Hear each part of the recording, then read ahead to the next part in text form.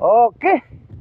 Good morning na to tanan gyud no mga kamaguma. So aniyata karon sa adlaw na yung Martes, pit sound sining bulan gyud sa Agosto gyud mga kamaguma no. Lunes bitaw. Sa mayngon yung Martes.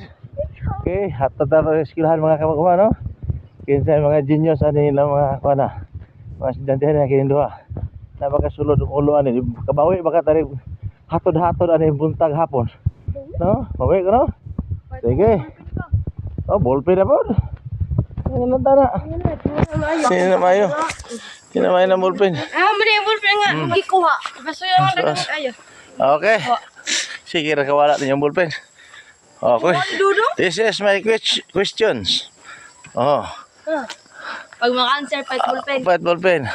Unsa man napit ang lugar ang pinakalaom mga dagat sa tibuok kalibutan? Antarctic. Unsa may tawag? Antarctic kuan. Ocean. Oh, then unsa may ngalan? Red Sea. Red Sea. Wow, sana all. Oh. Black Sea. Black Sea. Red Sea, Black Sea. Ako taron sa White Sea. Taka ra mga mo. Antarctic, sakto biya. Pinakalalom nila. Dapat sa mga sa Pacific Ocean na siya dapat. Oh, sama na siya. Sa mga lugar ha. Philippines Sea. Philippines Sea. So nabutan mo na eskwela. Why pahit ballpen? Sumuna. Sumuna. Kas-arang question. Duha man to question. Duha sara. Ana sa una.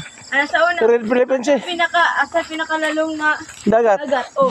Then din nakatubag mi. Nakatubag na eh. Ano may Antarctic? Tawag sa Mariana Trench na. Oh. Trench. Oh, sumday. Spilay. Ikaw spilay. Ako. Mariana Trench man to. Trench. Mariana Trench bitaw. Mariana Trench bitaw. Patakala mo. Ala. Ano Emir. MR.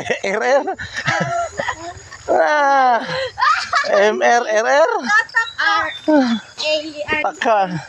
Sa mo na estudyante. Kasi na. Mariana Trench. Mariana Trench bitaw kasi may na trench. Ikaw. Mariana Trench. Mariana Trench. Oh, tagal ka na. Mo na. Yung motor wala ni gipulkit. Mo na tarong yung answer kaya di mo kabalo day.